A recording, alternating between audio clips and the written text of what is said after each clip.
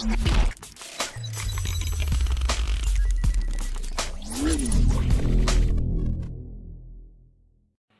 علیکم ګرانو کتونکو، څنګه یې تاسو ټول؟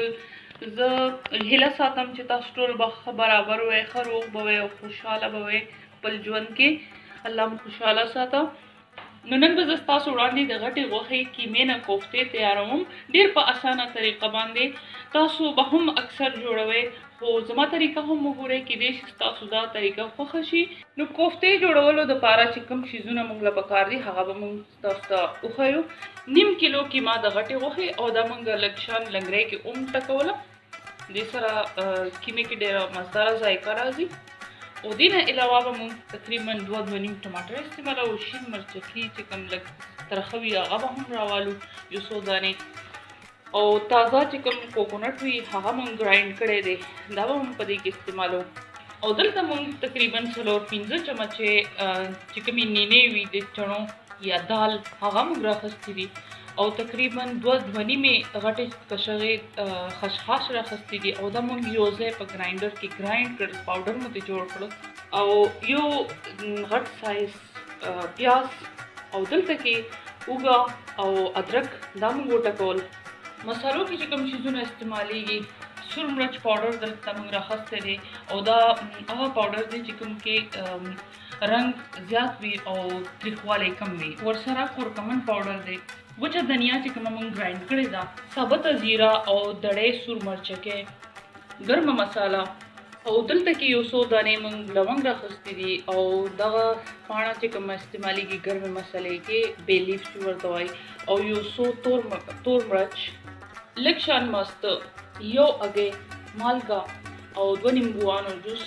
کوفتې جوړولو دپاره به موږ تیل استعمالوو، که تاسو غواړئ غوړي هم استعمالولی شئ. نو اوس موږ کیما راواخیستله، دې کې به موږ دا چې کوم موږ ګرایند کړی دی کوکونټ دا به واچوو. که دا ستاسو خوښ نه وي نو دا تاسو سکپ کولی شئ، مه یې اچوئ پکې. دې نه علاوه به موږ دې کې لږ شان ټکولي مرچ واچوو، دړې مرچ او زیره. او اوس به موږ راوالو چڼې دال یا د نینو چې کوم پاوډر و خشخاش ورسره مکس و، دا به دې کې واچوو. دې سره ذایقه هم ښکلې راځي د کوفتو. او دې نه علاوه دا لکه بایند کوي، دا کوفتې بیا ماتیږي نه. دنیې پاوډر یا ټکولې دنیا، لږ شان ګرمه مساله. او اوس به موږ دې کې واچوو مالګه. یو اګۍ به ماته کړو کومه چې موږ تاسو ته خالي وه. که تاسو سره دنیا وي نو شنه دڼیا هغه هم پکې واچوئ. موږ سره نن شنه دڼیا نشته، نو دې وجې نه موږ نشو استعمالولی. 2 نیمبوانو چې کوم رس و هغه هم موږ دې کې واچوو. اوس تاسو خوښه ده که تاسو په دې کې لږ شان پیاز اچوئ، ستاسو مرضي ده. بعض خلک پیاز ورله فرای کړي بیا یې پکې واچوي. او اکثر لکه زموږ کورونو کې خلک تازه پیاز پکې ورکوټې کټ کړي، نو هغه ډېر زیات ښکلې کباب شانتې ذایقه راولي. موږ پکې نن نه اچوو، ستاسو خوښه ده که اچوئ نو بیا ډېر ورکوټې پروسس کوي بیا یې پکې واچوئ. نو اوس به موږ دې نه کوفتې تیارې کړو. اوس که ستاسو خوښه وي نو دستانې واچوئ. او که دستانې کې تاسو کار نه شئ کولی نو خپل لاسونو باندې لږ شان تیل ولګوئ. دې سره بیا وروستو لاسونه ډېر زیات سوځي. او دا ټول شیزونه به موږ کیمې کې د مسالې، اګۍ، نیمبو جوس او دا هر څه به دې کې ښې طریقې سره مکس کړو. او چې دا مکس کړو نو بیا به دا موږ یو څو منټه دپاره کیږدو فریج کې چې میرینیشن وشي د دې کیمې.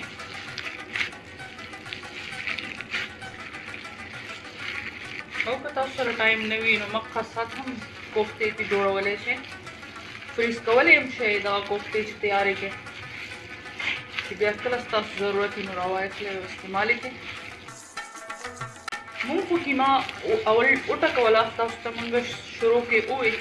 نو که ستاسو کیما غټه وي سایز کې نو بیا ویې ټکوئ یا یې چوپر کې چاپ کړئ یو 2 ځل، چې ستاسو قیمه هم ښه مهینه جوړه شي. نو بیا کوفتې چې وي هغه ماتیږي نه، کریکس پکې نه جوړېږي. څنګه چې تاسو ته ښکاري زموږ کیمې کې هر څه ښې طریقې سره مکس شول. اوس به موږ دا یو څو منټه دپاره فریج کې کیږدو. یو شل منټه پس مونږ کیما راواغستله او اوس مونږ دې نه کوفتې تیارو. تقریبا دومره سایز کیما مونږ راواغستله د پینګ پونګ بال سایز برابر او دې نه مونږ بال جوړو. اوس کوفتې ته تیارو. کوشش کوئ چې کوفتو ټولو سایز یو برابر راشي.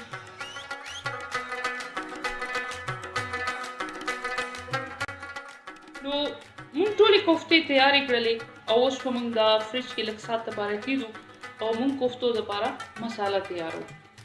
نو دلته مونږ یو لوښي کې لږ شان تیل راواغستل. کوفتو دپاره اوس مونږ مساله تیارو. دې کې مونږ 2-3 بې لیف واچول، یو څو لونګ به پکې واچو، لږ شان ثابته زیره، مونږ دې کې پیاز واچو. تاسو ته کتی شي زیره زمونږ فرای شوه. پیاز به مونږ یو ساعت لپاره پوخ کړو، د دې رنګ بدل شي. که تاسو غواړئ نو ګرایند کړی پیاز هم په دې کې اچولی شئ. تاسو ته ډېره زیاته سموت ګریوي پکار وي. پیاز رنګ بدل کړو او اوس به مونږ دې کې اوږه او ادرک ټکولی واچو. دا به هم لږ ساعت له پوخ کړو. مونږ دې کې دا نوره مسالې واچو لکه زیرې او دنیې پاوډر، کورکمن پاوډر او سور مرچکي پاوډر، شنه مرچکي او ټماټر کټ کړي. لږ شان اوبه په دې کې واچو چې زموږ مساله پخه شي. مساله ونه سوځي، د دې به مونږ ډېر خیال ساتو چې مساله ښه طریقې سره پخه شوي پوره ټایم ورله مونږ ورکړو نو بیا کوفتې ډېر مزدارې پخېږي. چې کچه کچه مساله وي او دغې کې نو بس بیا بلکل مزه نه کوي. مسالې کې مونږ لږ شان اوبه واچولې. تقریبا 4-5 منټه مونږ مساله پخه کړه. اوس به مونږ دې کې دا ماسته واچو. دا به مونږ دې کې ښه طریقې سره مکس کړو. مالګه به پکې واچو، څومره ستاسو مالګه خوښه وي هومره اندازې سره. ثابت تور مرچ،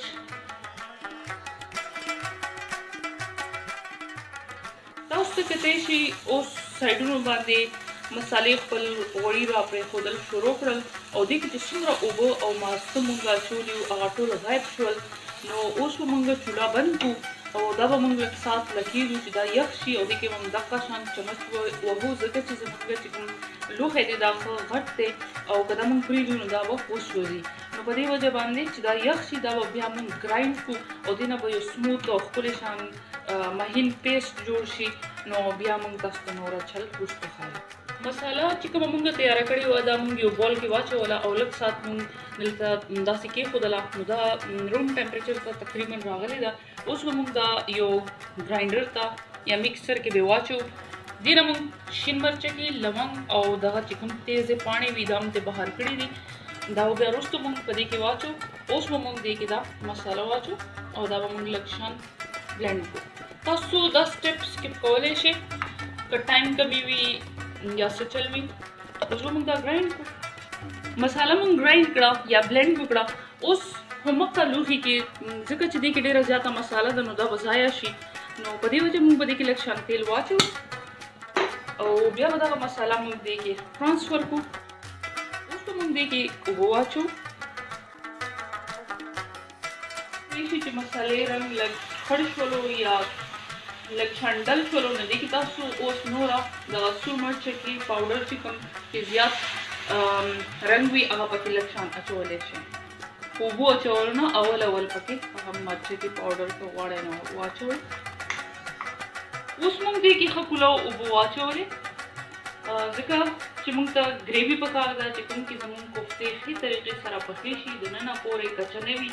نو اوس مونږ انتظار کوو چې دا جوش د مسالې لا او د اوبو له ورشي نو دې کې بیا مونږ خپلې کوفتې واچو او دې کې به اوس مونږ دا شنه مرچکي چې کوم مونږ ډېره مسالې ګرایند کولو له اول اوبستي وو دا به دې کې دوباره واچو. که تاسو غواړئ دغه پاڼې هم پکې اچولی شئ. خو اوس تقریبا د دې اروما چې څومره وه هغه دې نه بهر شوې ده. دې مونږ فریج نه را بهر کړې. فریج کې ښه ډېره دمه یې وکړله دې سره دا کلکې شي او دلته کې چې کوم مونږه مسالې کې اوبه اچولې دي هغې له جوش ورغلو مونږ تاسو ته ویلي وو چې کله جوش واخلي نو بیا به مونږ دې کې کوفتې واچو نو اوس دې کې یو کوفته ښه په کلار ارام سره کېدم چې ماتې نه شي کله هم په یخو اوبو کې یا یخې مسالې کې چې جوش نه وي ورغلی نو کوفتې مه اچوئ ستاسو کوفتې به ماتې شي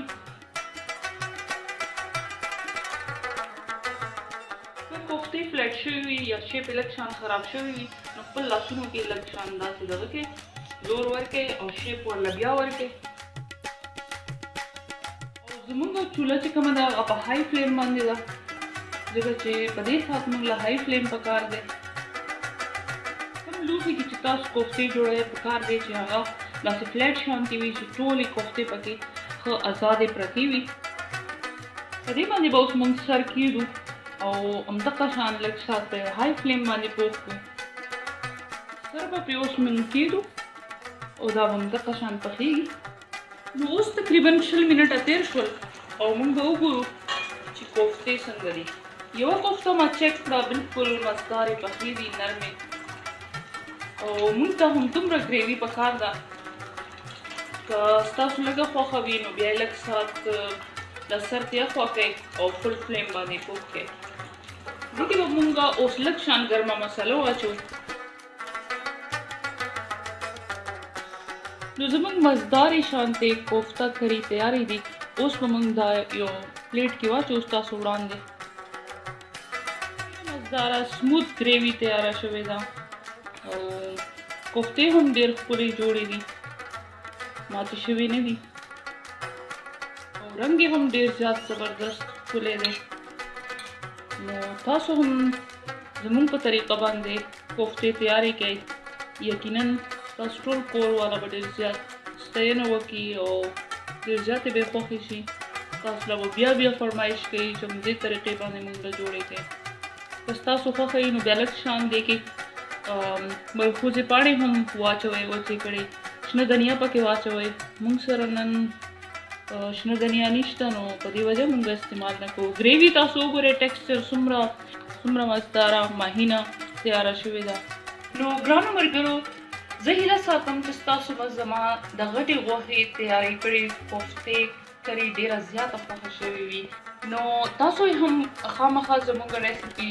جوړه کړئ یو ځل او بیا موږ له فیډبیک راکړئ موږ ته ستاسو د کمنټس او که نیګیټیو وي او که پازیټیو وي د هغې ډېر زیات انتظار وي چې تاسو کله کمنټ وکړئ نو موږ ته داسې لګي لکه زموږ ټوله خواري چې کومه ده د هغې موږ ته انعام میلاو شروع نو زموږ اکثر ملګري خو موږ له ډېر ښکلي کمنټس لیکي هغې دپاره ستاسو ډېره زیاته مننه خوشحاله اوسئ خامخا زما غټې غوښې تیارې کړئ دغه کوفتې تاسو هم جوړې کړئ نو که ستاسو زما دا ویډیو خوښه شوې وي نو دې له خامخا لایک ورکړئ زما چینل سبسکرایب کړئ خپلو ملګرو ته هم وینا وکړئ چې هغه دې هم وګوري خپل ډېر زیات خیال ساتئ الله په امان